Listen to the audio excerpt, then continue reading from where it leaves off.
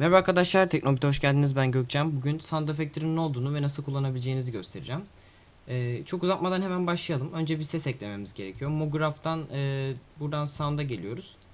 Sesten de buradan dosyamızı seçip normalde ekliyoruz. Fakat her ses çalışmıyor. Ben hangi seslerin çalıştığını ve nasıl sesinizi dönüştüreceğinizi anlattığım bir video çekmiştim daha önce. Ona da şuradan ulaşabilirsiniz arkadaşlar.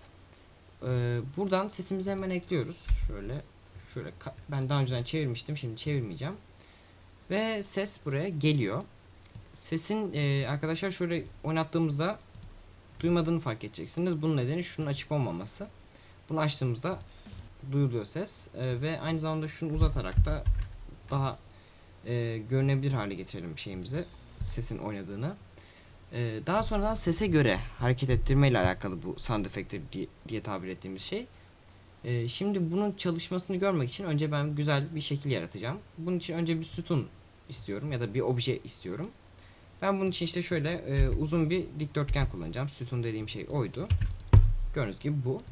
Ardından bunu Mograph'taki cloner'ı kullanarak klonlayacağım ve daha hoş bir hale getireceğim. Önce yarattığınız objeyi cloner'ın içine sürükleyin ve daha sonra Cloner'a gelip bunu modunu radyal yapın arkadaşlar. Bunu yuvarlak bir şekilde dönmesini, klonlanmasını sağlayacak. Fakat yine de istediğim şekli vermeyecek. En azından benim aklımda olan şekli şu an vermiyor. Plane'den bunu XZ yaparsak şu an aklımda olan şey çevirdi. Fakat arasındaki boşluklar çok azdı. Bunu radius'ı artırarak sağlayabiliyoruz ve aynı zamanda daha fazla blok yaratmayı da count'u artırarak yine sağlayabiliyoruz ve istediğim şekil bu şekilde ortaya çıkıyor. Ee, Benim istediğim şey buydu mesela. Şu an bunu sağladıktan sonra Cloner'dan Effectors'a geliyoruz. Zaten Sound Effector'ın da adını aldığı yer burası. Sesimizi bu Effector'a sürüklüyoruz ve artık şu saniyeden sonra eklediğimiz obje bu sesten etkileniyor. Gördüğünüz gibi. Fakat çok hoş bir efekt değil. Şeklin tamamı birden oynuyor. Hani her sütun kendi frekansına göre oynasa çok daha havalı olabilir.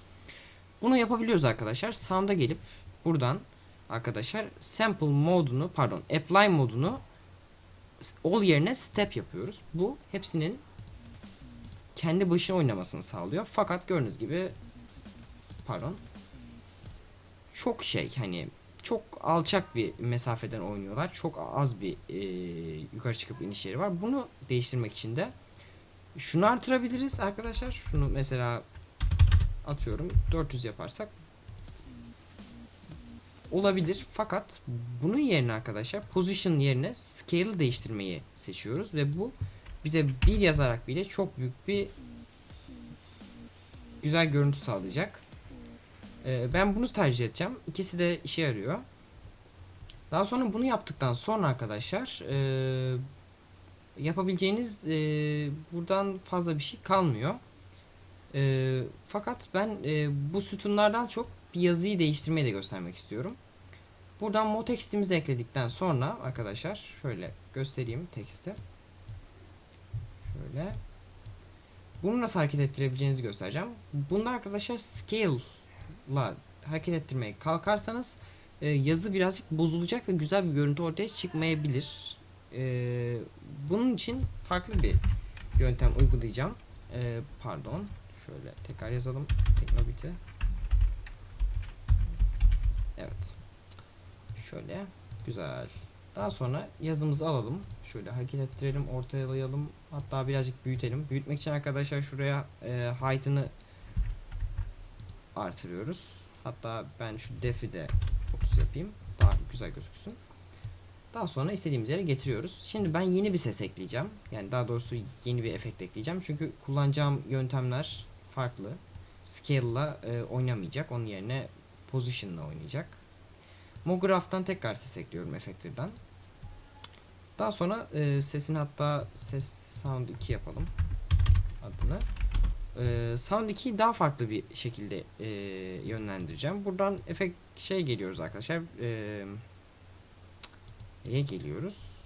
Buradan Effector'a geliyoruz ve bu Effector'dan arkadaşlar yine aynı şarkıyı seçiyoruz.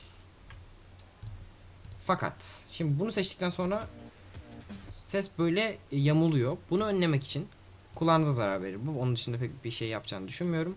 Scrub Sound'u kapatıyoruz. Ve tekrar yapıyorum. Gördüğünüz gibi düzeldi. Bu Scrub Sound bu sesin hiç duyulmamasını sağlayacak ama ses var olacak.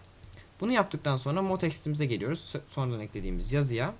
Ve ardından All'a giriyoruz. All'un içine ikinci sesimizi sürüklüyoruz ve artık bu da hareket ediyor. Fakat her türlü sesten etkileniyor şu an. Bu da frekansını filtreleyerek düzeltebileceğimiz bir şey. Şunu 440'mış frekansı. Ben bunu 50 yaparak daha kalın seslerden etkilenmesini sağlayacağım. Her sesten etkilenmeyecek. Bu daha az titrek bir görüntü sağlayacak bize. Bunun dışında yapabileceğimiz fazla karışık bir şey kalmadı. Yine dediğim gibi buradan biz şurayı kullanarak yaptık. Position'ını kullanarak yaptık. Fakat scale ya da rotation'da kullanarak yapabilirsiniz. Yani kendi şeyiniz bilir. Siz nasıl isterseniz, gözünüze hangisi daha güzel gelirse öyle yapın.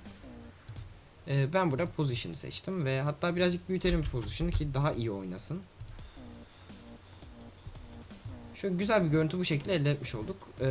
Açıkçası daha fazla karıştırmak istemiyorum. Bundan sonra ne yapmak istediğinizi siz buradaki bilgileri kullanarak karar verir. Ona göre tekrar uygular ve kendi projenizi yaratırsınız.